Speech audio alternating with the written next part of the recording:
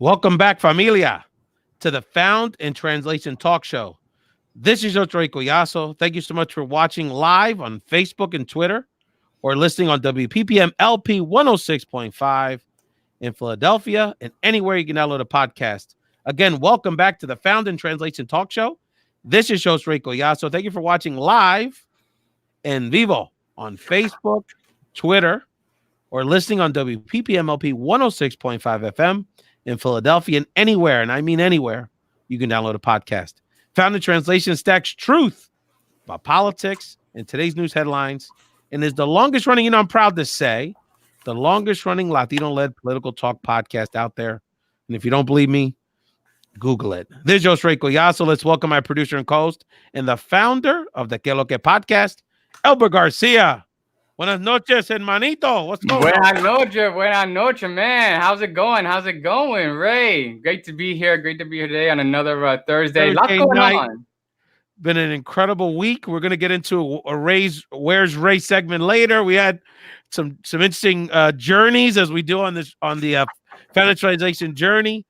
But coast to coast, man, there's so much going on. We have later on in the show, we're going to get into some political bochinche coast to coast.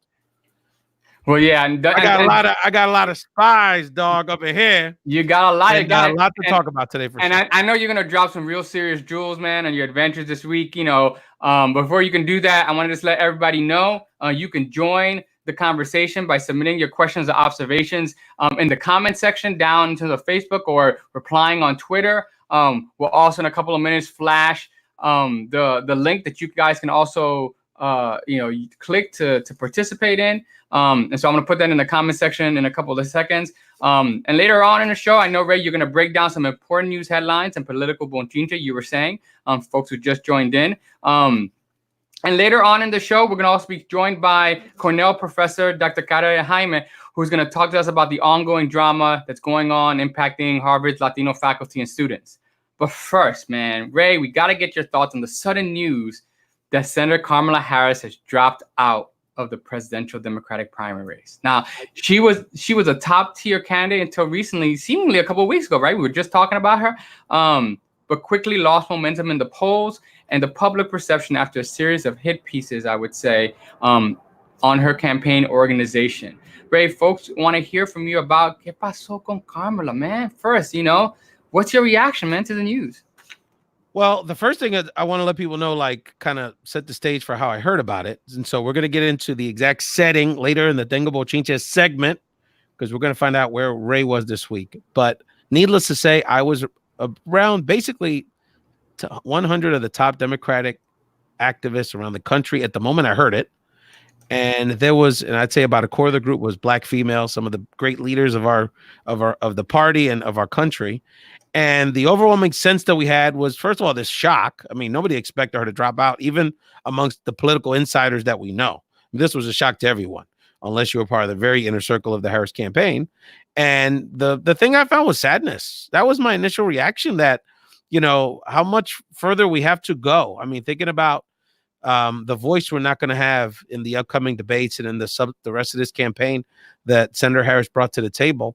And very much analogous to the feelings that I had, and many of us had, when Julian Castro was not part of the last debate. There's going to be something missing for her not being a part of this process moving forward. And it's disappointing that not only as a Black female, a very strong candidate, also an Asian American woman, that she's not going to be able to collect delegates and sort of build more leverage for her platform moving forward. So that's really the first thing, was an emotional thing. And I share that with a lot of folks that I was around and talking to the last few days, particularly our Black women, that even if she wasn't their preferred candidate or our preferred candidate or my preferred candidate, she brings a lot to the table, and we want her to be part of the process. And it just shows, as far as our country's gone with issues around diversity, as far as our country's gone around democratic politics, and someone that could be a top tier candidate like Senator Harris, that we have a long way to go. Ray, what do you think, was a function of having a sloppy campaign, or do you think, as some people have said, even Julio Castro, I think, I made some comments about whether, she was kind of graded on an unfair curve, especially as a Black female candidate? What's your thoughts?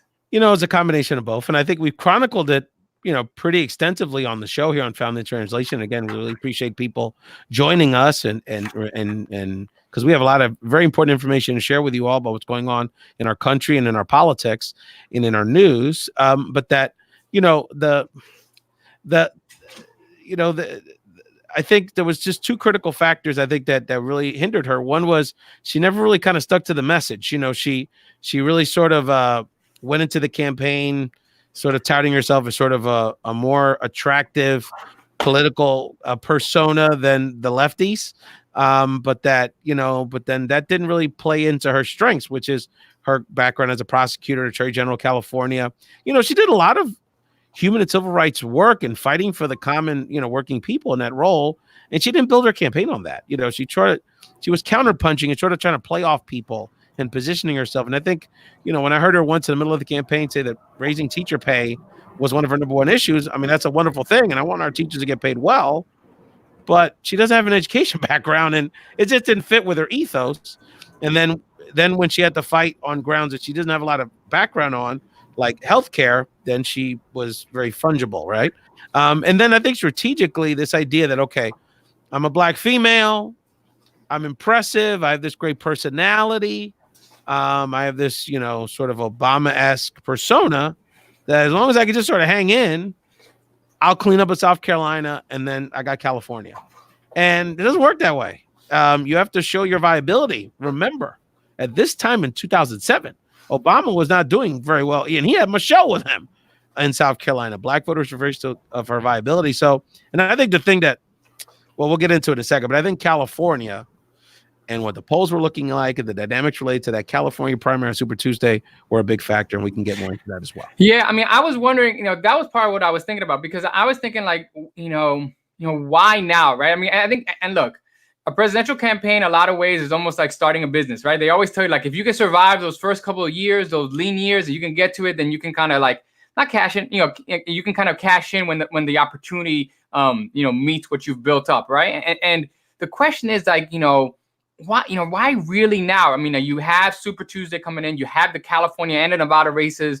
If she could just have held on to there, right? Some thought, theory might have been she could have at least, made a huge, at least much more impact. She could also just be making a lot of impact in terms of her, in terms of her discussion on the issues, right? So why now?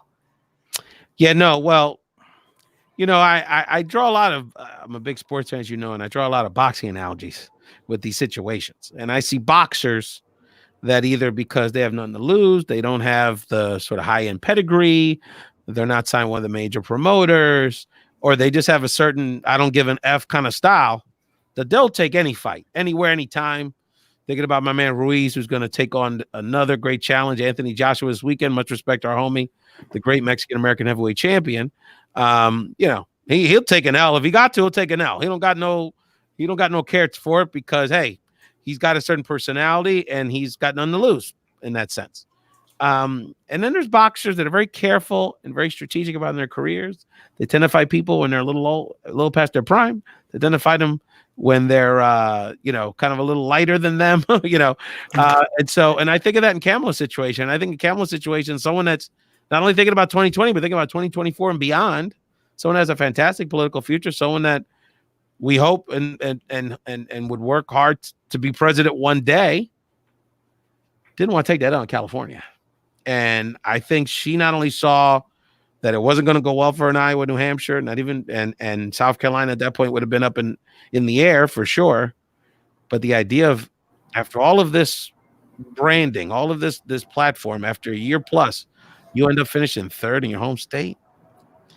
And I don't know if y'all saw, Bernie Sanders is moving up in polls in California, particularly in the Latino community. She would not want to take that L in her home state and lose not only to the old timer, but lose because the biggest minority voting bloc in her state that she needs for her own reelections, if she wants to run for Senate or governor in the future, is not with her. So I think not wanting to take that L in Cali ultimately was the reason she dropped out now to cut her losses. Right. As we continue to figure this out, I mean, like, every time in sports analogies, there's always like, well, what's the ripple effect, right? Like, what's the reverberations? What do you think? What do you see who, by this exit, who stands to win and who comes out a winner out of this, and who comes out a little more damaged. Well, let's talk about the biggest losers, which is minority voters. And so we have now a situation where, although you could argue this gives Senator Booker, and even to a lesser degree, someone who I've personally endorsed, but at this point, it's certainly a long shot in Secretary Castro. It gives them more of an opening, and it gives Booker a theory of the case. Hey, we've got to have at least one, Black or Latino in the mix. Yang is not only Asian American, but just sort of has a different ethos around sort of how he's approaching engaging voters, even though he's a man of color, and we got a lot of love for Yang Gang here. But I think, though, that I think the Harris withdrawal really sort of put this issue of the fact that right now it's highly unlikely to have any voters of color in the qualify for the December 20th debate. And I think a lot of us are sort of reevaluating how we've approached this process, because there was a certain segment of sort of the Latino left, basically, that are, primarily with Sanders, but now some increasingly with Warren. And then there was a certain set of another big chunk of our electorate, which is kind of like the Gen X / Boomer Latinos that are more moderate, more traditional Democrats, and just brand loyalty means something. So Biden's like comfortable sneakers, and so. And also hedging their bets that they're concerned around there not being a, someone that can beat Trump, and basically very skeptical of how white people are going to vote next year across the board. So, but now we've sort of approached this with that mentality. We approach this election, not maybe given Harris or Booker, or Castro, or others the kind of look maybe they deserve from us. And now there's what we're left with. And so I think that's definitely a loss. And then on the candidate side, quite honestly, it helps Biden because that's one less argument that can be made to the Black community around not supporting Biden. Now, obviously, at the end of the day, she wasn't a major factor, and we can argue how much of a factor she would have been, but that's one less hindrance. And look, I'm sure there's been communications. I don't have any reporting on this, but this is also a nod to Biden, like, hey, if you're thinking about a VP, I got out of your way early and, kind of took some blood off your hands before you got to South Carolina, because as you recall, just the bad reaction and some of those moments that the Clintons had, and I'm saying the Clintons because it wasn't just Hillary, it was Bill, when the Clintons had to deal with the Obama dynamic, and that's how, leading up to that South Carolina primary, some unforced errors led to ultimately that defeat. So definitely a win for Biden, and I think for voters of color, a reckoning as to what's next. Yeah, no, and I think the other thing too, I think you saw the certain amount of freedom, almost a certain amount of exhale, right? That it seems like she let out once this was done, right? And I think and she clapped back very, very quickly, right, at the president when the president talked about congratulating her for running, in this snarky kind of way, running a good campaign. And she was like, well, I'm going to see you in the trial, right? Which brings up very quickly, on impeachment, right? We had another set of hearings again. And you had Pelosi today talking about the articles very quickly. Speaker Pelosi announced today that the House Democrats are going to proceed with the articles of impeachment, have the hearings this week with the constitutional scholars. Do you think impacted the politics of impeachment? Yeah, well, they certainly didn't hurt. I really like the fact that these scholars not only were obviously prepared, but they came up with very quotable moments that were very forceful around, what impeachment and what our Constitution is about. And that's been one of my most frustrating things around this process, is that it's clear to me when you look at how the Republicans are behaving in the House, how we anticipate them behaving in the Senate, and obviously all the minions that are part of this administration, is that, and obviously the president being the most obvious bad actor here, is that ultimately there's such a dearth of leadership in one of the major parties of this country and such a spinelessness, which is so sad. But there's also the underlying illness is that we have 40% of the country, however you want to define it in the polls, that they would rather have this rhetorical comfort around their lifestyle, around their race, around their worldview, their closed-mindedness, They would rather have that than a democracy. They would rather have that than ethical government, because the polls continually tell us that that group of people, 35-40%, really ain't moving. And there's no more evidence. I mean, the Democrats in the House couldn't have run this more professionally. It couldn't have run this more, calmly, for lack of a better term. Adam Schiff is not a wildcat personality, but so that's a sad thing for me. So I think it's very important that once the Democrats impeach this fool, that's our president, that we do everything we can. And I go to my people, think about all these Republicans that are up for re-election next year. I got 2 in Georgia. You got any family in ATL? They need to be calling, or in a military base in the South or North Carolina, any of those, South Carolina. We got all kind of family in those communities. All those Republicans are up for re-election. They need to be getting phone calls. My people in Pennsylvania, Pat Toomey, and tell these people, you have no shame. You really are, your political life and your fear of this white nationalist voting base that's been raised in your party that you fomented.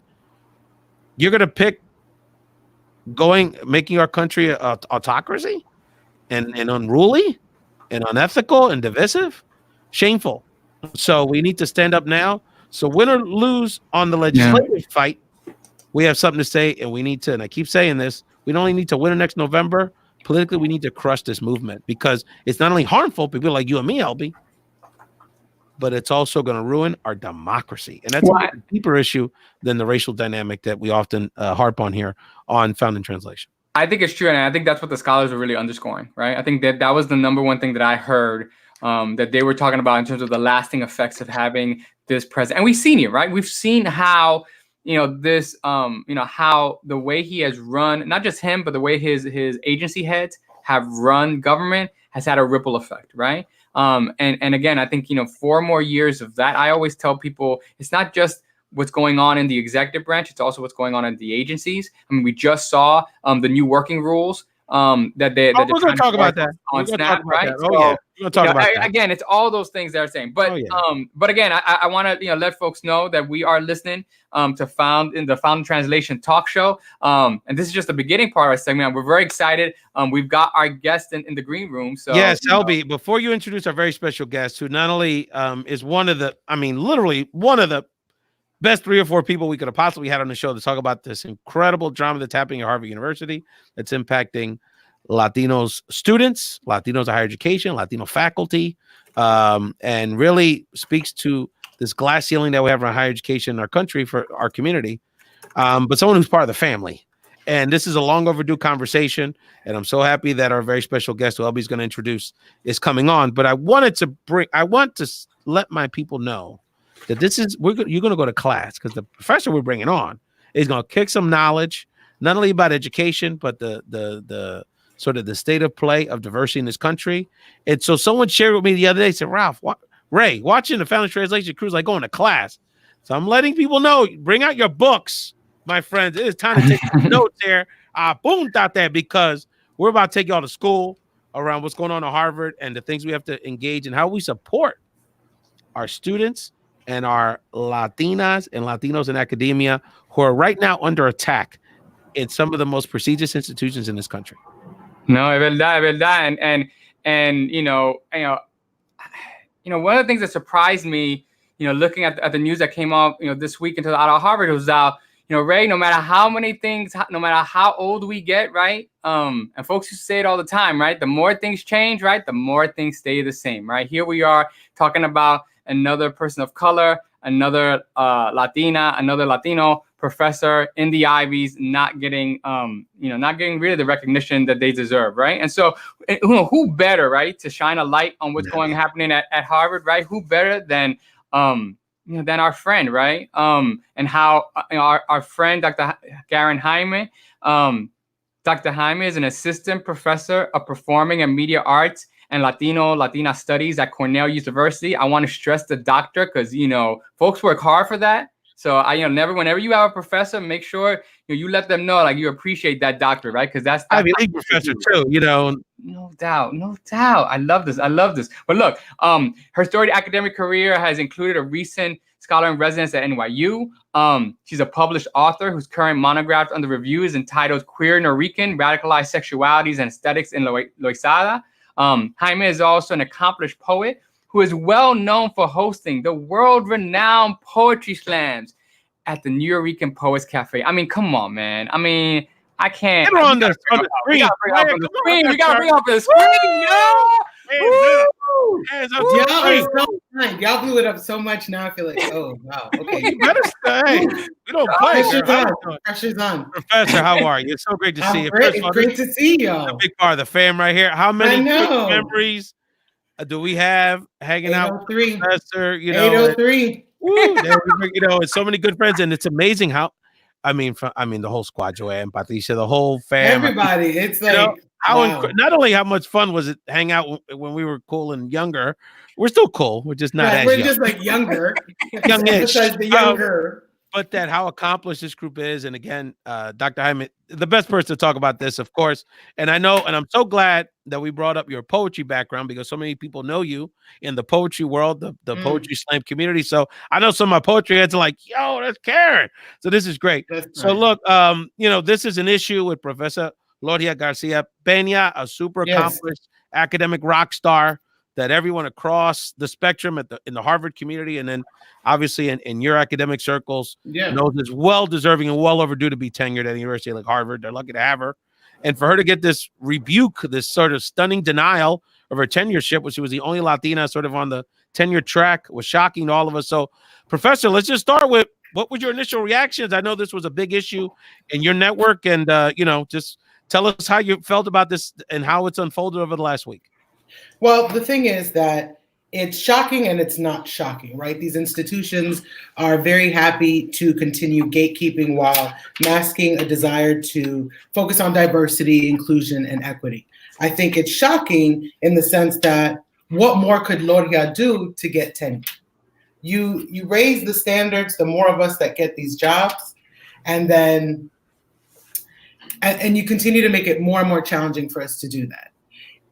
I think part of it wasn't as shocking, not because she wasn't deserving, but because there was also the situation at Yale that happened with Elbert Laguna. It's like Yale and Harvard continue to do more of the same and continue to demonstrate an investment in just replicating the same models of knowledge, right? Students have been challenging, have been working to have an ethnic studies department at Harvard for 48 years. So this isn't just yesterday. I mean, they're doing searches now to try to bring in more faculty of color, and she's a part of that search. So think about what it looks like when you have somebody that's on the search committee to bring more people of color in, yet you're saying we're not going to give tenure to you, even though you've gone above and beyond everything that we asked you to do, even though your work is field defining, even though you are arguably the top contemporary scholar writing in Dominican studies, writing in Caribbean studies, right? What does that say about Harvard and their investment in maintaining the status quo? Ironic that this happens, talk about the influence of the Dominicans in the Boston area and in New England, right? Mm-hmm. This happens the same week, LB, got to bring it back to my sports, that the Boston Red Sox announced that Big Papi and Manny Ramirez are going to get their numbers retired together this summer, which is very nice, very family-oriented. LB, jump in this conversation. Elbert Garcia, this is close to your heart, dog. Jump in there, brother. This is also Are you a Yankee fan, LB? Are you a Yankee fan? No. I'm sorry. Okay. Oh, I'm gonna have to log off now. He's a Met. Yeah, I'm a Met fan, yo. That's a separate conversation. Some of us deserve That's a separate conversation. Why? Okay. We'll have a moment of silence for for that. Okay. Anyway, Mira, jump in there. No, but look, I mean, this is also happening on the heels of Julia Mejia, right? In terms of her election, right, in Boston, right?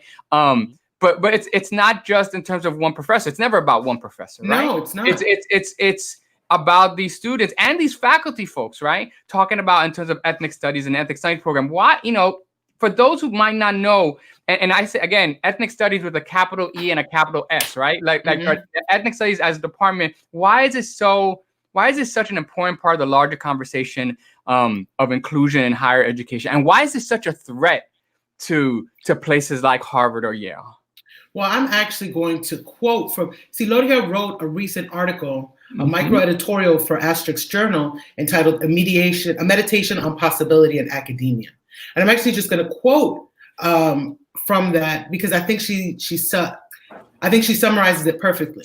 Like, ethnic studies departments and programs make our universities a little less biased, a little less racist, a little less white. They provide students with spaces for thinking and writing about important questions.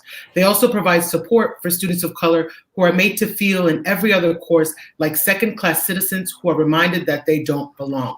How is this not a reaffirmation of those same feelings? How is this not telling these students fighting for this department and these scholars of color to be tenured that what they choose to study does not hold merit? We are not willing to tenure the only Latina on the tenure track at Harvard. We are saying that what she is teaching, the work that she has done, is subpar because it's not the type of work that is legible to the majority whites that have control of the institution. Because the way that tenure works at Harvard, which is interesting, which is part of what sort of animates the conversation, is that it really came down to, I think it was the president, right? Yeah, that's the Bochinche, right? That was about to say that. That's the point right there, right? That's the Bochinche that I've heard on the scene that folks have said that. So and again, this is really strange, right? Because a lot of times, and you can, I mean, from my knowledge of working on these issues, universities like to hide sometimes behind the faculty committees, right? They say, oh, well, there's scholarship there. And so we want to make sure we give academic freedom to our faculty folks. That was always, at our time at Columbia, that was always the issue in terms of there. Here, there's a situation increasingly that it seems like folks in our own field, folks even on our own university campus recognize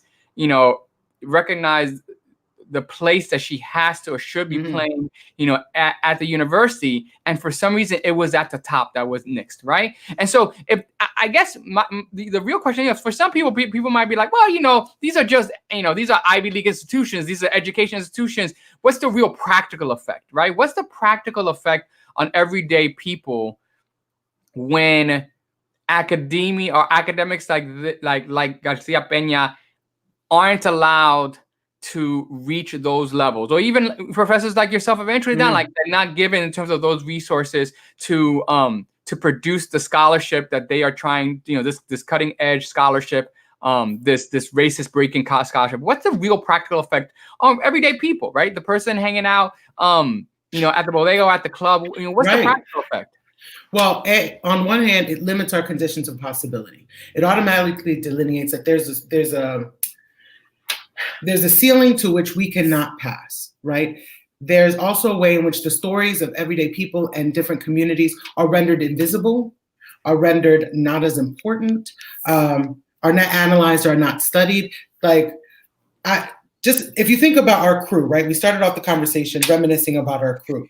We were everyday people that went to these institutions, and we gravitated toward faculty members that were constantly in search of faculty members who would teach material that spoke to our everyday experience, so we could actually go back and give to our communities and inspire other people to also, move forward, right? Everyday people, I think, is not just about, okay, we hang out at the club, right? Like we still engage with gente, right? Because we are gente, we came from gente. So what does it mean when you limit our conditions of possibility and say that our stories aren't worth telling, that our identities, our culture is not worth studying, that they're not valid, right? That limits what we're able to accomplish.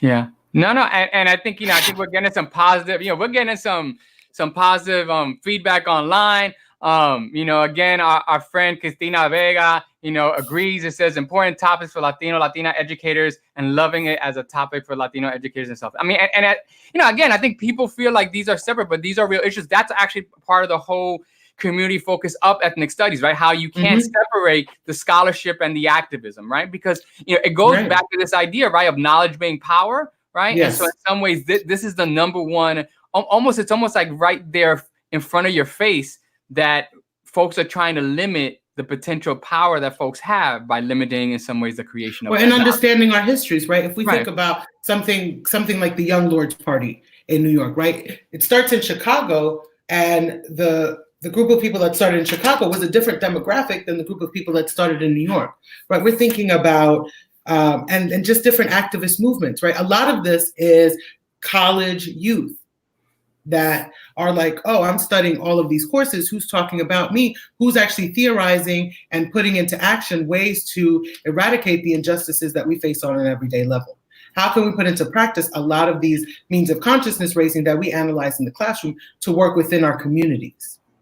So if you don't have folks like myself, if you don't have folks like Gloria or Elbert at Yale, or I have friends, Letia Brown, if you don't have these people telling these stories and making it clear through practice for these students that these are possibilities, that we have a history of engagement, that we are beyond the stereotypes that we're constantly confronted with, then we're never going to reach beyond those points, right? Then the ivory tower always stays very white, always stays very privileged, And always. Mhm. It becomes configured as a space that's always inaccessible to us, that's never ours. So how do we begin to claim spaces and mark those spaces as this is my space too, and my story has as much merit as yours? And when I say story, I don't mean just like your life story. I mean like, okay, let's talk about health. Let's talk about Latino health. Those are classes in ethnic studies class that would be taught in an ethnic studies department. What if it's not just humanities, right? Like there are different issues impacting communities of color and Latino communities that are tied into migratory histories, migratory patterns that you're just not going to get when you take that everyday history class. LB, what the Jaime Escalante teaches students said your ancestors invented the concept of zero. Right. So it goes in all sciences. Yeah. Let me jump in here, LB, because you really hit on something. Professor Karen Jaime in the building, one of Cornell's finest, doing her thing in academia. We're so proud of her, a great friend. Is that you really hit on something, because one of the seminal books that I read as a high school student, professor, was Down These Mean Streets by Pena. Now, one of the reasons that I bring that up is not only because it was personally significant for me, sure, as a Philly Puerto Rican kid whose father, by the way, was in the Young Lords in Philly, but that there was such a dearth. Like that was, I don't know, 40 years before, 30 years before. And we were still bringing them on campus, even as a senior citizen. My point is that there was so few options. So thank God there was that one book that related to me as an urban youth, right? But that, so that the telling of our stories, there's such an identity to it.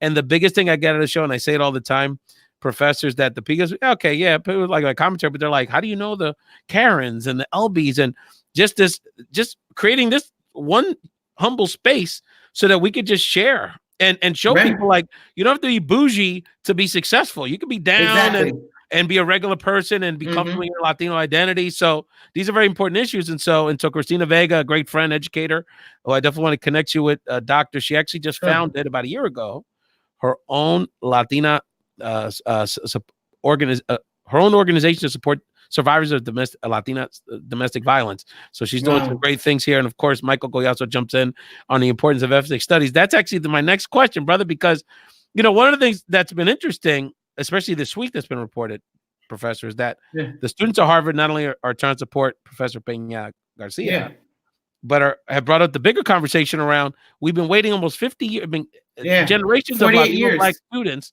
have been, 48 years have been advocating for ethnic studies. You still don't have it. So why don't you explain to our audience what ethnic studies is from like an academic perspective, and why this part of the conversation is so critically important? Right. Well, wow. So I'm going to give my definition, and folks can chime in if I miss stuff. But when we think about ethnic studies, we think about different, the socio-political and cultural histories, everyday experiences, and realities of communities of color in the United States.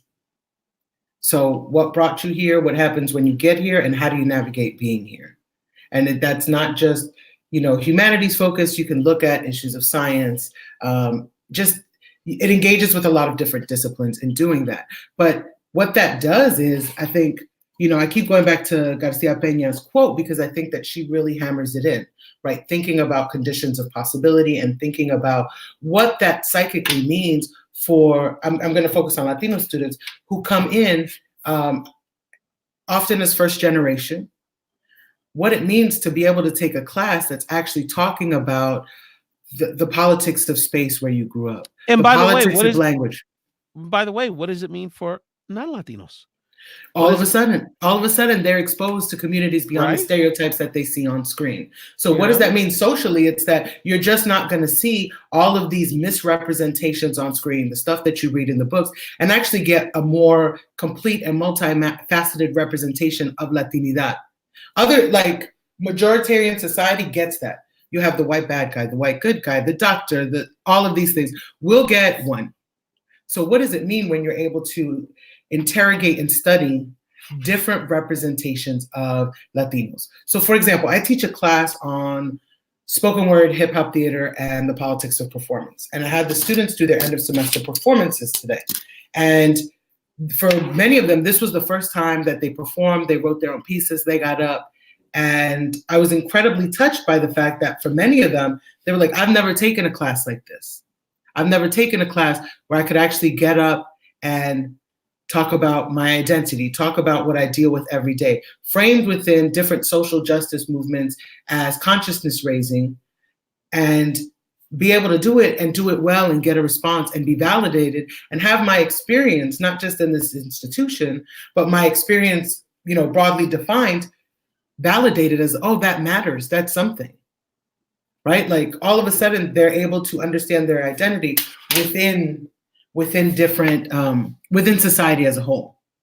And using our the ways that we communicate culturally as Latinos, especially Caribbean Latinos. Yes. As people of color, as urban people, going back to your spoken word background as well.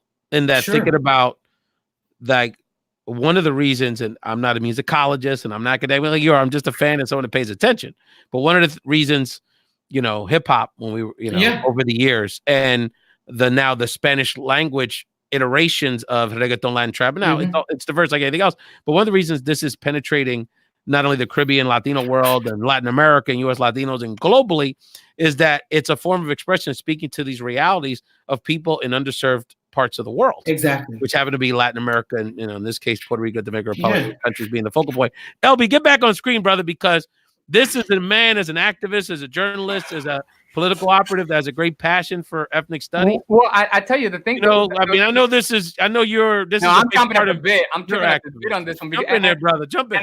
I guess what I want to, talk to the good doctor about was, this is what's interesting to me too, is that even within Latino studies, right? Even within Latinidad, what's so groundbreaking about professors like Garcia Pena, right, is that she's putting a specific Afro-Latino, a specific Dominican Black lens, focal point perspective on this, right? And so that's also, I guess my question to you is like, speak a little bit about that and in some ways how the field itself, like where the field is now, right? Because I think for a certain part of time, it seemed like the field was getting a little stagnated, right? And yet now you really have a kind of a cadre of up and coming, I think, scholars who are coming in and really trying to bring this scholarship down to the roots, and also really talking and going both forward and back, exploring, ideas and things that we sometimes take for granted, relationships. You've got a professor like, who's doing some work down here at FIU on Afro-Cuban, relations and the view of perspectives on Blackness in Cuba. Harvard itself had a very big Afro-Latino conference last year, right? In terms of those kind of participations. So again, what's the, explain to our audience the significance of having an Afro-Latina, giving that specific opportunity for tenure, not just at a place like Harvard, but just in general. Just in general. Well, I think that what it does, on one level, it allows for a more expansive and capacious understanding of Blackness in terms of the institution, right? So it's a reframing of Blackness as diasporic, and people read that in a book and people see that in a book, but with folks that generate and create such groundbreaking research. And they're just, I will say this, I have interacted with Lori, we've been at conferences together, incredibly kind, incredibly generous, and one of the most brilliant thinkers, right? So her work is unquestionable. I think that what someone like her brings to the table is an expansive understanding of Blackness as diasporic, a complication of Latinidad beyond sort of whiteness or whitewashing. I think if we look at historically the ways in which a lot of Latino studies programs have been configured and the way in which Latinidad is represented in terms of the media. There's always a great deal of whitewashing, right? We still operate within the U.S. binary rather than complicating notions of ethnic identity along the lines of race in the ways that it occurs back home, right? You talk about going back. If we think about places like DR, yes, we can be like, oh, DR is really racist. DR thinks about race along different categorical lines in the United States. Right, we'll go trigueñito, we'll go here, we'll go there, and there's a lot of reasons about that. And Loria would be much better equipped to talk about this because this is a part of her research, and these are sort of interventions that she's made in conversations before that I've greatly appreciated. But I think it complicates it, not just for the institution because it's now, well, Blackness is not just AFAM studies, but I think it also does that within Latino communities as well. Right, it's like, oh no, we need to engage with this because this is a part of us, and this is a part of the history that we need to engage with. Yeah, and I think it's been interesting because that came up in a political context when Congressman Espaillat became a member of U.S. Congress, and he tried to not only become a member of the Congressional Hispanic Caucus, which was a no-brainer, but he also tried to become a member of the Congressional Black Caucus. And the politics of that, he's trying to mitigate the chance of an African-American challenger in future elections. But my point is that this generation or in this time period, and I see it in social media, we see it in our activism. Now it's bubbling up to higher education. That particularly women, and particularly Dominican women, are standing up for their AfroLatinidad and saying, you know, you're not going to pigeonhole us in these categories, and you're not going to diminish our Latina-ness because of our because of us being pride in our Blackness. So this is a very important conversation. There's a lot of ramifications around the future of this country because we also have people that are Afro-Latino from the fact that maybe they have a Hispanic parent and an African-American parent. So that's a different dynamic, right? And there's a lot of nuances, right? But we got to get to Professor, how are we going to help these Harvard students? How are we going to help Professor Pena Garcia? I know there's a lot of people that are like, we want to help her, want to support her. You know, I think it's constant visibility. I think what ends up happening is also, we talk about this for a minute, we lose a little bit of steam. What really needs to happen, and I always put the word out in the same way that I did for my friend Elbert when his situation happened at Yale, Cubano, who also didn't get tenure because, you know, that's how these things go, is we have to keep putting the information out there, B, keep spreading the word and saying, well, who has a job, right? Because all of this activism doesn't work. What happens if the appeal doesn't go through? We can't have our folks out here without a job, right? Like, so we have to start thinking about how can we continue to make sure that we don't lose focus on this, that we continue to combat this, supporting the students, follow their lead, right? Like follow the leaders, put pressure on, in terms of me, right? Put pressure on my colleagues that aren't necessarily Latino that have institutional power, right? Let's talk about allyship, not just lip service, but allyship, supporting the students there that are the ones doing that are doing the 48-second sit-ins. You know, there's a person that showed up to their faculty meeting. I don't know if y'all read this. Somebody that showed up to their faculty meeting and just held up a sign, right? And the president wanted to kick this person out of the meeting. And they were like, who else votes to kick them out? And they were like, no, we want them to stay. So that's powerful. Like not step away from that, not lose sight of that, continue to draw attention to it, because I think we have to continue the practice of public shaming, right? That's right. Yeah, that's right. They definitely need that. LB, what's your you've been a part of one or two of these efforts to get inclusion at higher ed institutions. What's a organizing word of advice you have for our folks out there? Again, there's people that want to get involved, support these students, and obviously with the holidays coming up, and Well, I think that's the thing, right? That's why they do these things. They make these decisions right near the end of the semester. I mean, I think Karen. I'm sure you can attest that so many professors right before you get back, and the students are there. Yep, and the professors are already tired, right? You know, like the professors are on their like last legs anyway. They're grading papers, they're doing stuff, right? And so, and I think that's the point. And so I think part of it is almost, I would say, take a page from our folks in the congressional, right? How folks they use that congressional break to go back home, to listen to people, to collect, in terms of information, to do the same thing, right? I would say in terms of those students, use the next couple of weeks to continue to organize, to continue to do that. And I think as part of I think Karen, you're totally right. As part of our part of our job as adults, especially as alumni, not only of these institutions, to actually knock on that door, right? And so I think, the truth is that we were part of a generation a first wave of generation of Latinos and people of color who are attending these institutions. Not the first ones, but the first in a large, in terms of like en masse. Like we came in en masse. Yeah, and I think that it's time for us to start to flex a little bit. It's time for us to start to flex, and those of us who have really, really good jobs, who some of these places might look at potential as donors, but even those who are not, in terms of there is strength in numbers, and more importantly, there's strength and also in the positions and the titles we have. That we have in terms of our current jobs. And I think that that's part of the reason, right? I think that's, if we didn't go to these schools, look, we didn't go to these schools to grab our degrees and get the hell out, right? We went to these schools to live. If you did, we're here to remind you that's not the way it should go. We remember you. You know what I'm saying? But let me say this, LB, to that point. You just made an excellent point. Is that we cannot underestimate the power that we have. I'm just thinking about, think about all these networks. Think about the Brown Ivy Network. And I'm thinking about my homie Marco Davis and all of our wonderful friends, Julio Varela, who's been on top of it, with his media coverage. Thinking about the Latino community, and especially the Dominican community in the Boston area. Yeah, this should be an insult. This should be an insult. This woman needs y'all. Y'all gotta have her back. We all do. I'm not just. Where's David in all of this? Where's one of many, right? Elected officials, just powerful people in that community. And just thinking about the Latinos and Latinas and Latinx population within academic circles around the country. This is a time for all of us to get together.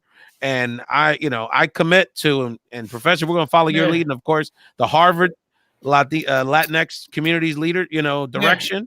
I'm down. I'm down with going to Boston if we need to, because Dr. Garcia Pena needs our support, and I'm ready to sit in an office. Oh yeah, well, nowadays just got to bring cushions with us because that's it. The hips don't work the same. But seriously, there's a letter. There's a letter that is being written and signed that I will circulate. Once it's still being edited, I will circulate so that is also made public through y'all. Absolutely. That we're writing and signing in support of Gloria, because it's also about them knowing that she's not alone, that she's part of a larger community, not just of academics, but a larger community as a whole. Well, Professor, you've been such a great part of this, and thank you so much. Next time you come back, this is what we're going to do. I want to do a show, and y'all the leads, because I'm not as fluent and artistic as y'all. I want to bring you on, and one of my homies. I don't know if you know. Do you know Joaquin C. Guatanejo from Dallas? No. He's just one of the great. I put him on level with you. Just one of the great spoken word, and he does a lot of education activism and education trade. So I want to bring him on the show with you. We just talk about poetry. Y'all can kick it a little bit. Let's do it. Talk about how we engage our young people and our community in education related to their natural creative expression. I think that's a real powerful message. And on a personal level, girl, it's so great to see you. Let's do it. And, I'm ready. I know you're stuck in the reunion. You're stuck in the hinterland, but we'll connect very soon. No, but I'm going to be in Philly at some point. I'm going to hit you up. Oh, I'm about to say I'm waiting for you to come down to Miami, because I'm ready for Miami. Miami's got sun and sand. I'm ready to make it happen. Professor, let people know where they can find you on social media. And again, it was so great to have you on the show.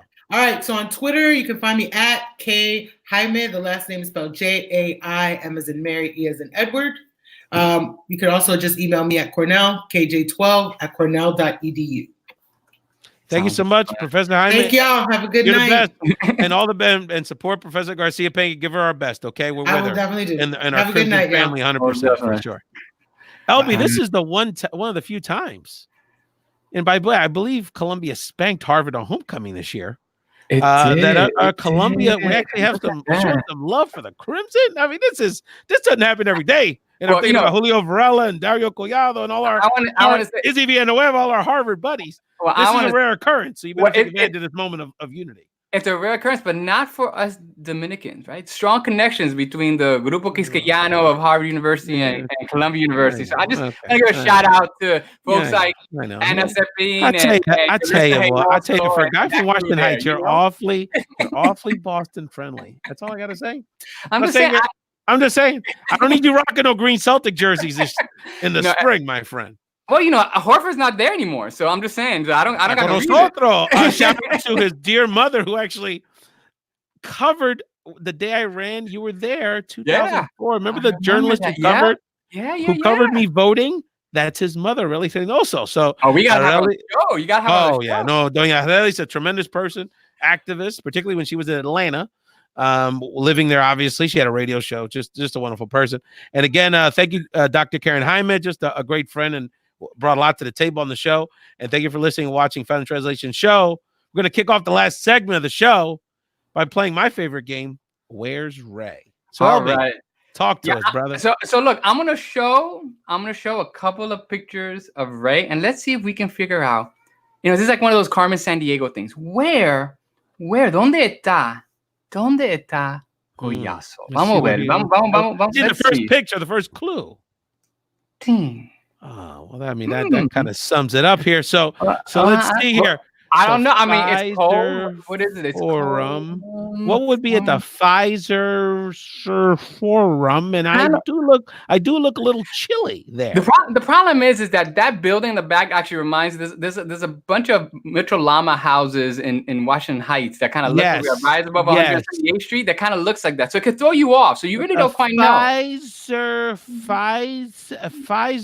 Forum. That's an odd one. Let's get another. Let's grab you another one. Let's just see. What about this one? Oh! I look a lot toastier. That's for sure. Inside, definitely. I'm inside there. That's a snazzy arena, and I believe those are the letters NBA. Look at that. Where was I, LB? Where was I, brother? Share it with the people. Well, my good friend, you were down in the great state of Wisconsin, not just anywhere in Wisconsin, but in Shamil, Shomavo, Hassenpfeffer Incorporated, Milwaukee. Now, why would our Ray Collazo be in Milwaukee this week? Why would that? It certainly was. It came as a bit of a surprise, but fortunately, and I must thank our friends at the Democratic National Convention Committee for inviting me as part of a delegation of activists that were able to do a tour and had a logistical briefing of the details of the upcoming 2020 Democratic National Convention, which is going to take place this summer in Milwaukee, Wisconsin. Of course, Wisconsin, many of the observers and political pundits believe will be basically the state that determines who's the next president. And so our esteemed head of the DNC and his leadership, Tom Perez, speaking of Dominicanos, have elected Milwaukee as the head of where the convention is going to be. So I got a briefing. It actually was Christina. No, not Chicago, girl, in Milwaukee. Close, 100 miles. It was chilly, Pfizer Forum. And so it's going to be at the Pfizer Forum, which of course is where my dreaded Milwaukee Bucks play, the Greek Freak and all those guys play there. But it's a great, beautiful facility. And it actually, talk about the Harris situation.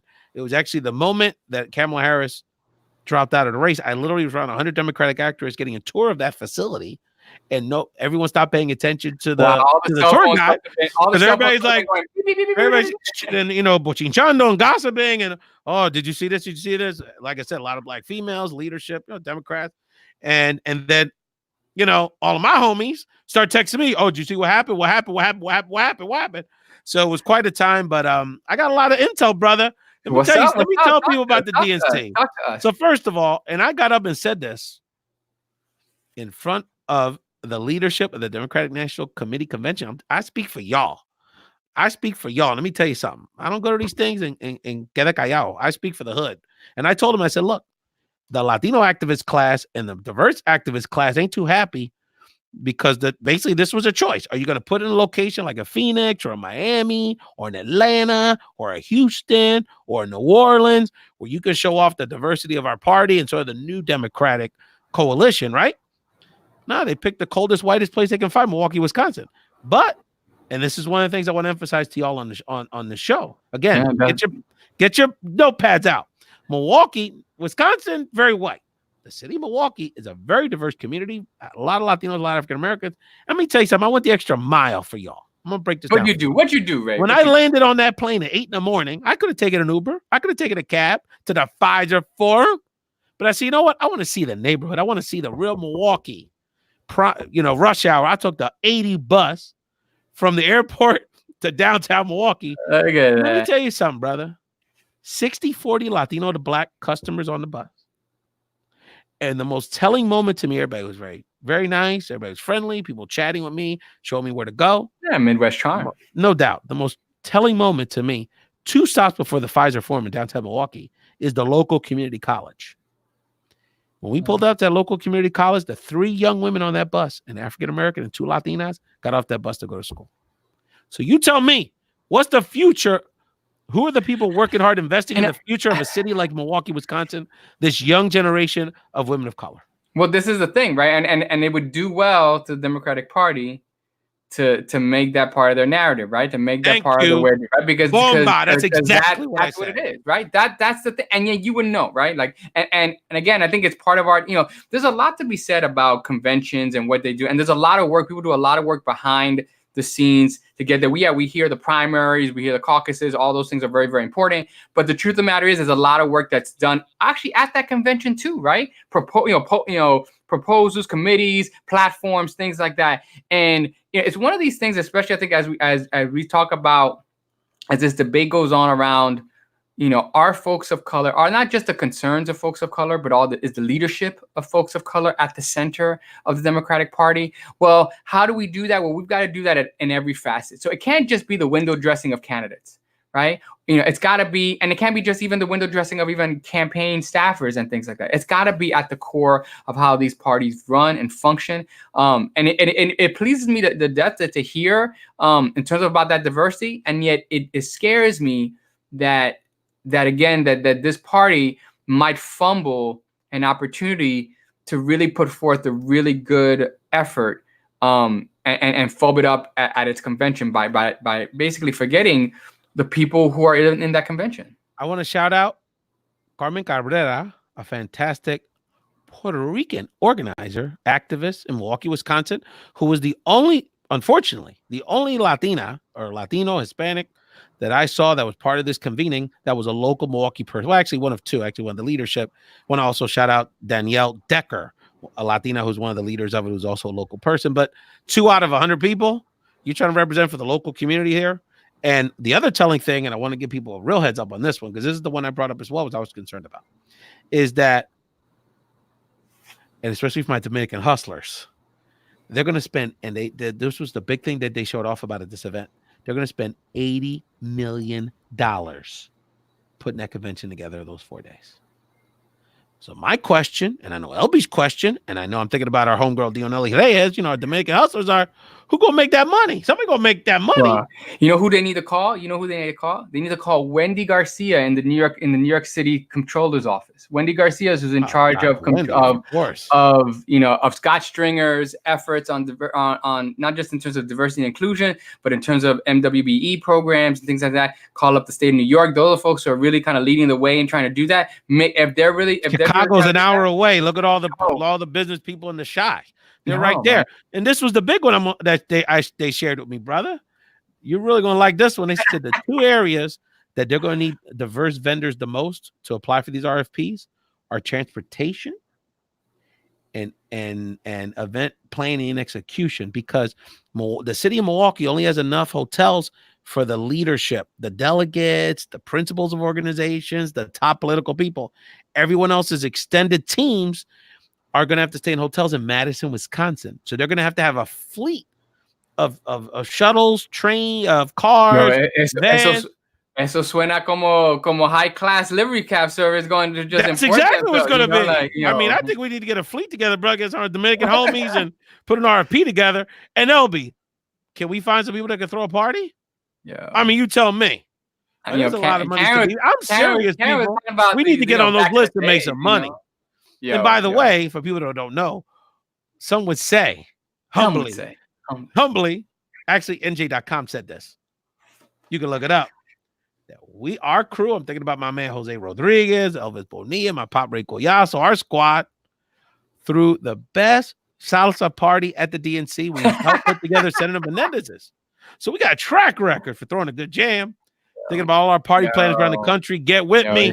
We need to do some business and make some money. No question. And at the end of the day, this is the big thing. And I think it's a big reminder as 2020 comes in all seriousness, right? The truth of the matter is that a lot of money is spent on these political campaigns. And there's a lot to be said about getting money out of politics, right? But until that day comes, the reality is that our communities shouldn't be left shut out of the door in terms of these opportunities. Our small business owners, our marketers, our folks there, right? Like especially when we're the party. Without the party, without people of color, you have nothing. Yeah. So and without, by the way, our especially in our economy, our economy's doing. I mean, you can argue different facets of it, but the reason our economy is not collapsing is because of the technological innovations and small business acumen of this new generation of people in this country, which is very diverse, heavily Hispanic, and very female.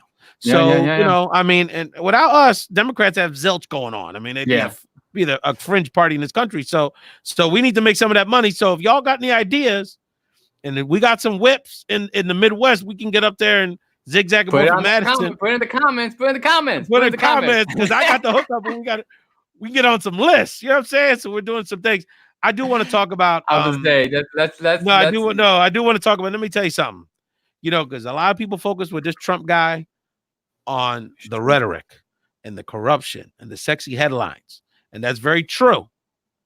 But there was a rule, and LB referenced it earlier today. But I want to give people a little more context to this. A rule now this administration has now passed. That's now going to go in the law, which is now going to deny an estimated 700,000 American families SNAP benefits, like we say, food stamps in the hood, SNAP benefits. And now many times in our country and even in our communities, we demonize people that accept that receive food stamps, SNAP benefits. Bottom line is that 700,000 people are going to have food insecurity in this country, not because of and we'll talk about the money in a second, not because of any great crisis or necessity to do it, just because of this administration's attack, particularly on people of color, but especially poor people. And the reality is for people like, oh yeah, Trump, you know, the people that are going to be impacted the most out of those 700,000 are going to be rural people. That's why last year, and I've been in my work career stuff, I've been a part of this movement to protect these SNAP benefits over the last several years. In a bipartisan way, we've been able to do it because Republicans were against doing this too, because it impacts their people, particularly in rural communities that have seasonal work and have high unemployment rates in their community. So I want to make a mathematical analogy. I want people to understand really what that means. Because people say, "Oh, we gotta save money. These people, some vago and all that bullshit," right? Pardon my French. But that of cutting this $5.5 billion out of the budget so that kids can eat and people can have basic food to live and survive. Some bullshit. Compared to the almost $2 trillion tax cut that almost went exclusively for the rich. It's the equivalent in your personal budget of saying, okay, this month I'm going to take $10.50 out of the compra budget for my kid because I got to save money. And they're turning around and putting $2,000 on a credit card. I mean, that's literally the math of that. No, on a micro scale. But I mean, look, and the problem is that the numbers, it's not about the numbers, right? It's not about the numbers. It's not about how the contribution of, you know, food and giving and strengthening families, those situations helps the economy, helps grow the economy, helps put money into the hands of local grocers. Like, forget all that, right? Because at the end of the day, it's about power. Right? It's about power because they can do because se le da la gana hacerlo. Right? Because they would freaking want to do it. And they do it at freaking Christmas time. Coño, announcing that shit at Christmas time. I take this very personal. I think it's very personal because I was a food stamp kid. I'll say it and I'll say it proudly. Wig baby. You know what I'm saying? Wig baby, freaking the block of cheese, all that joint. Yo, you right? heated it up, dog. Yo, the grilled cheese. And we hit it. Try was disgusting, but grill it up. You didn't. But you know where we grilled it up? We grilled it up on the freaking on the thing, on the calefacción, on the freaking on the heater, right? You put that joint. That was the best. Melted grilled cheese on New York City housing heaters. Come on now, right? That was the joint. But the thing is, that like they're so. It's SNAP. It's food. It's food. Coño, like we live in the not even enough food. This whole stereotype, el vago, they're luching off the system. No. We all know that even people that get SNAP benefits, it's not enough food. So there's kids missing. It's not. Instead of missing 3 meals a month, they're gonna miss 7. They're gonna miss 9. Then you want to. Then do you expect them to perform academically, and then we're going to shame them in school with this other nonsense? No, and again, and it's the nonsense. The other reality, right, is the nonsense of, yeah, we want you, because what they're doing is that they're trying to add a work requirement, a 20 hours work requirement, right? Aside from the fact that they already have that. The issue is there's certain states that got a waiver, right, and so they're cutting that waiver off, right? Rural folks, it's hard to, But it's like, but they're also at the same time, because NPR did an analysis of this too, right? Like, they're not helping in terms of those job programs, right? A lot of the job programs that have waiting lists for people to enter into them to find whatever jobs, right? And we already know into what the job market is. So what this really looks like, right? What it really looks like is a way to get people off the rolls, right? So they can not spend as much money on it, but more importantly, force people to also choose, which they're doing now, to string together 2 or 3 jobs, right? But who suffers in that, right? The childcare suffers, right? In terms of what the amount of attention that children, people's personal. There's a bunch of things that we end up paying for. Right, and like you said, in terms of the credit card analogy, is totally perfectly right. No, so, and then this is supposedly part of a conservative, ethos or political philosophy. You're pro-life, quote unquote. Yeah, I don't. When working people and poor people are in your life, you don't want to do anything for them. You want to actually hurt them. You actually want to hurt them. This is not what this disgusting. And I want people to, obviously y'all didn't read your New Testament because.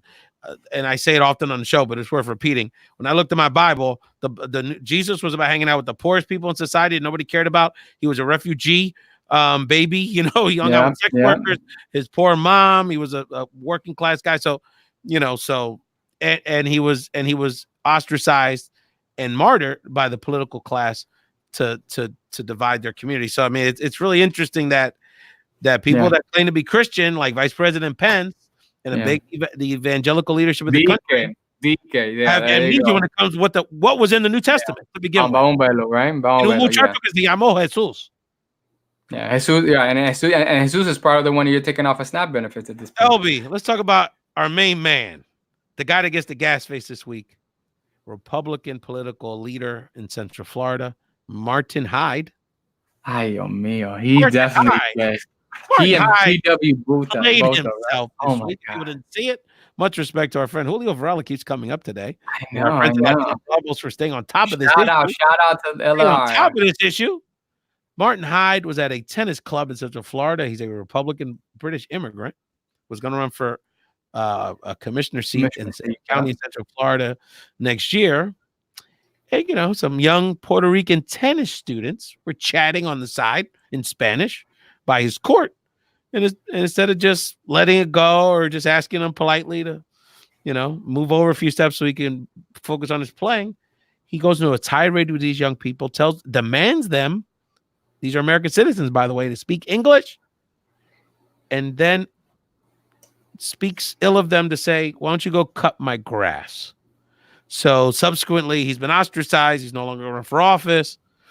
But the point bringing this up, LB, is that even as American citizens, and even as people that are obviously on some level privileged in this society where they're hanging out at a tennis club, being taught, by the way, by a Puerto Rican tennis coach.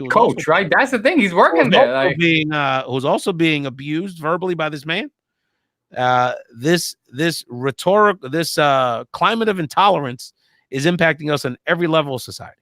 Yeah, no, and I think what's interesting, I think the two things that I also found interesting here, this is North Florida, and for anyone who's who's not familiar with Florida, North Florida isn't South Florida, right? There's definitely this ain't Miami, right? If there is at least some lip service to diversity and inclusion of a bunch of different cultures, and the immigrant and the strong influence of the Cuban immigrant population in South Florida, it doesn't exist in North Florida, right? But what's really interesting is that really in the last 4 to 5 years, there has been a migration of Latinos feeding into North Florida. Some of it is coming from, to the Puerto Ricans coming from the island and escaping Irma, but also people like every other place coming from different parts of the country. And what's interesting is that you see in some ways, or you're beginning to see the impact of that even in this situation, right? Because I would argue that 4 or 5 years ago, maybe this wouldn't have been picked up, Maybe he would have said it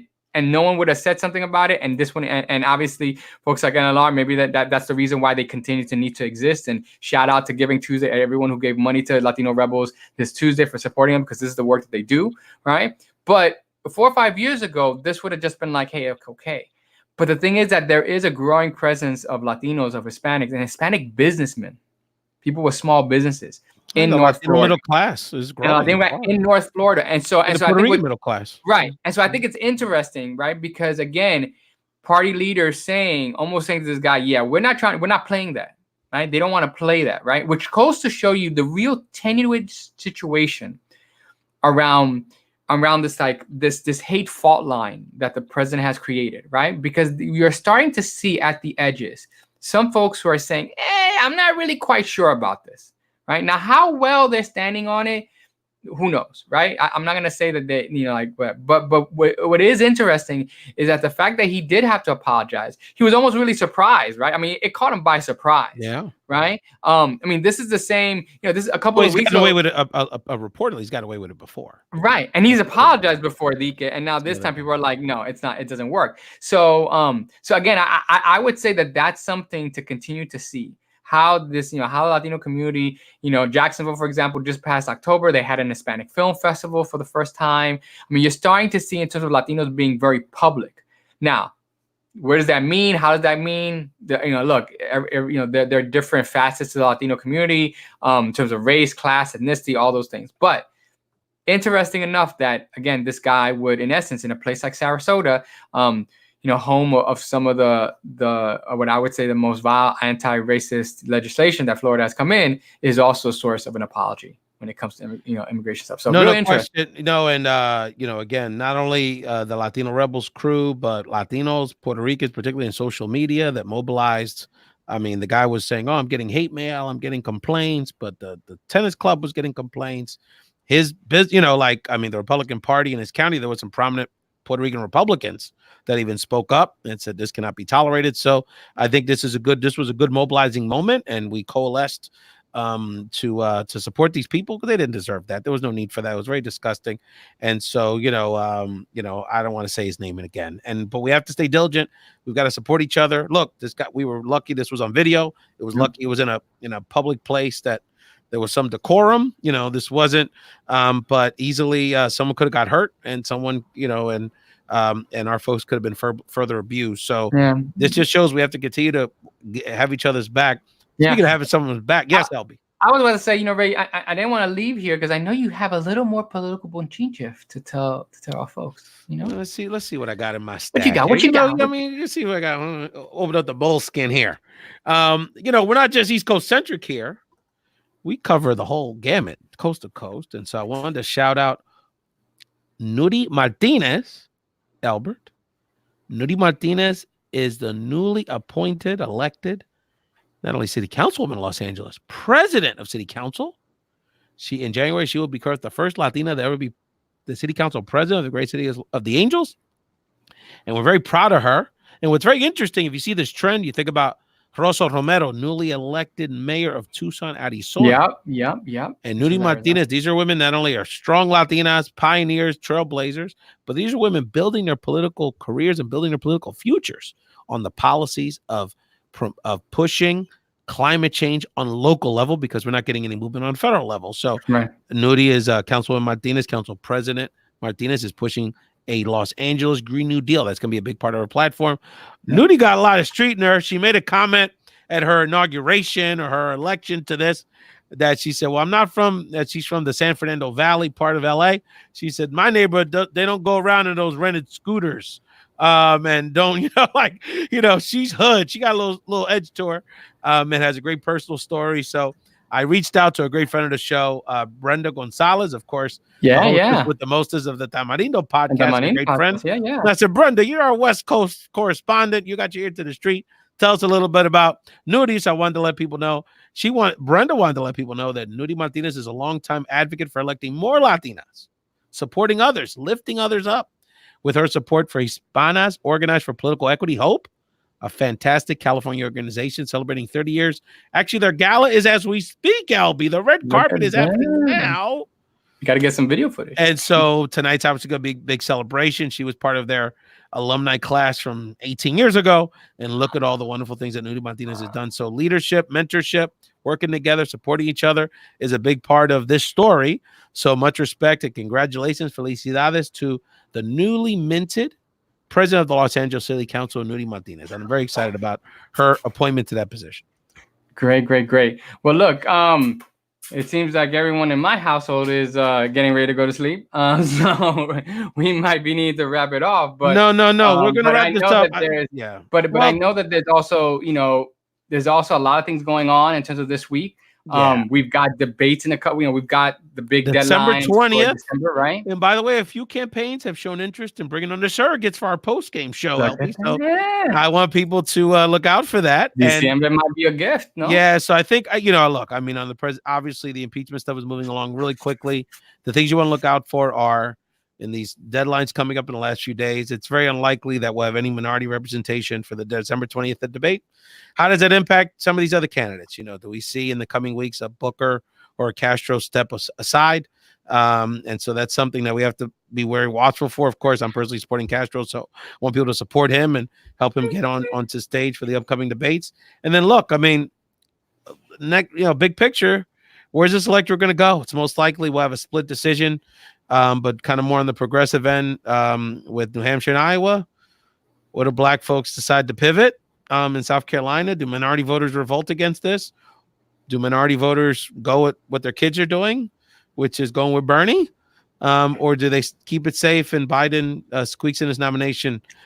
So this could go a few different ways. This is, I mean, like, honestly, we're going to look but at it's in our hands is what I'm trying to tell people. It's our decision ultimately if we want it to be, if we own it. Well, and I think this, and again, I think this is for our next show, but the truth is that, we live in an age where perception controls so much, and yet we have to remember, like you said, that we can come out, right? And that the media doesn't decide. The polls, yes, affect people, but at the end of the day, the polls are a reflection ultimately of who's talking on the phone. And if someone has called you to ask your opinion, then you're not reflected in the poll.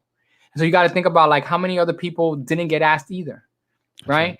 And so you can't let a poll determine whether or not you're going to walk out and vote or to activate or to do anything. Right. And so it's going to be real interesting. We're going to have a good laugh next year, when next year at this time we press the rewind button and figure out what's happened in terms of, like, all these candidates, all this stuff like that. Because looking at this in terms of December, I mean, we're kind of on the cusp of a real generation changing, impacting election, real changing, impacting year, really, when you think about it. No question. Let people know where they can check out the latest episode of the Que Lo Que podcast, brother. The spot for Dominican conversation online.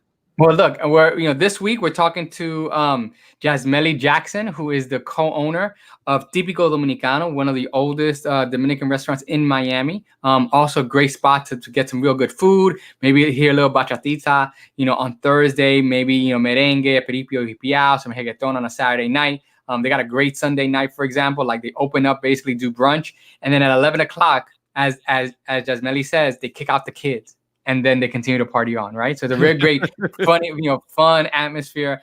So we have a good conversation with her. But you can check it all out at queloquepodcast.com, queloquepodcast.com, or you can follow us on social media on Twitter or Instagram at queloquepod, at queloquepod. So sign up for our newsletter, like the Facebook page, and if you want to even, you could even donate, right? But at the end of the day, we've had a blast doing it. And we've got a couple of really cool guests coming up. So I won't say too much because I'll leave the Bochinche to you, Well, I'll just say this, LB, that I was able to share when I was in Milwaukee with the team of a very, very, very prominent Dominican American, and they were very interested in the California.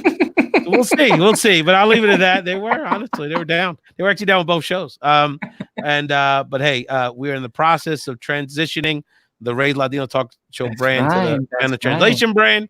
So, but in the meantime, you can still follow, download, subscribe anywhere you find Raised Latino Talk, including on YouTube at Raised Podcast, Twitter at Raised Podcast, Instagram at Raised Latino Talk. But in the coming weeks, you're going to see the branding change to the Branding, Founding yeah. Translation full force. So we're really excited, but keep the conversation going. Email us.